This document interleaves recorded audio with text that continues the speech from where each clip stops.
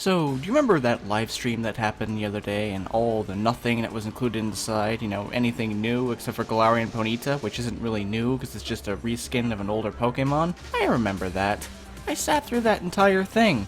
I hated it, but this makes me worried that maybe Pokemon Sword and Shield doesn't have as many new Pokemon as we initially thought. They really didn't seem to want to show off anything except for Ponyta in that 24-hour live stream, and in that giant span of time, if you can't show off more than one Pokemon, just what do you have that's worth showing off, period? Sure, you could say Impidimp was in it since Impidimp hasn't technically been revealed yet, but we already know of this thing's existence, name, moves, and its general level from the demo. This isn't anything new, so this isn't really a reveal for this thing. But now, for the first time since Generation 3, we have to put up with version-exclusive gym leaders. This is a little bit different from when Gen 3 did it though, because they aren't replacing a champion or anything. No. They're just doing this because version-exclusive gym leaders! Hey, buy both games! Make sure you fight everyone! You know what I'm saying? And they've taken out certain mechanics like Mega Evolution and Z moves for the sake of quote-unquote balancing competitive, because they wanted to add Dynamax. Why don't you just make trainers have to pick a mechanic per battle so you can only Mega Evolution once, or you can only Z move once, or you can only Dynamax once, but you can't mix and match them?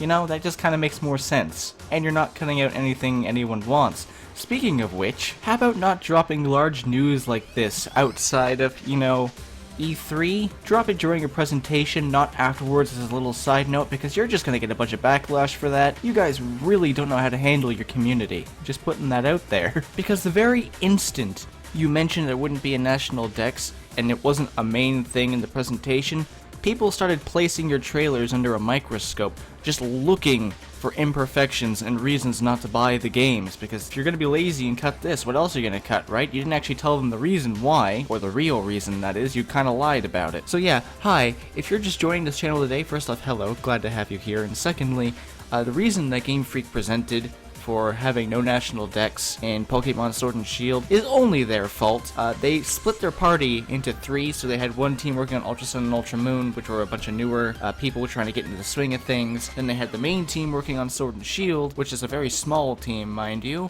And then they had a team working on Town that cut their entire workforce into thirds. And they did this knowing that the Pokemon Company is not going to hire them a bigger team than they already have, because the Pokemon Company, the video games are just a very small portion of what they make off the merchandise. They don't really care what the end product is there as long as you give them new Pokemon to make. And let it be known, Game Freak has made some graphical improvements to the game, some certain textures have been remastered and things like that already, but there's still an issue of it's kind of a copy and paste of Generation 7 at the same time.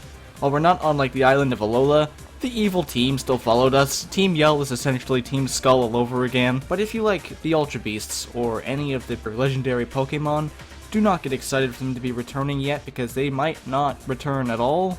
If you look at Cerebi's little list there of all the Pokemon that have been shown up so far, most of them, excluding Volcarona and the pseudo-legendaries, have a pretty low stat total. And honestly, it would be incredibly hard to work the Ultra Beasts back into the story without making something convoluted, which, yeah, Pokemon is known to do, but at the same time, I don't think they'd be able to do it in a organic way. Even the current legendaries, I have no idea what they could possibly represent. Like, sure, they're a sword and a shield, but Dialga controlled time, Palkia controlled space, Solgaleo controlled the sun, Lunala controlled the moon, and Necrozma controlled light, period. What force in nature could these two possibly control other than, I'm sharp, I'm dull? So yeah, I'm a little worried about Pokemon Sword and Pokemon Shield, but I mean, they haven't really shown us a lot, which is okay, but because Sun and Moon showed us way too much, but at the same time, we still need to know more than we do. I mean, I can't really formulate my opinion based off of the clips we have. I'd actually have to get the game, but the trailers and things haven't made me really want to get the game. What do you think of these games based off the information we currently have? What do you want to see improved? What do you want to see taken away? For me, it's Dynamaxing.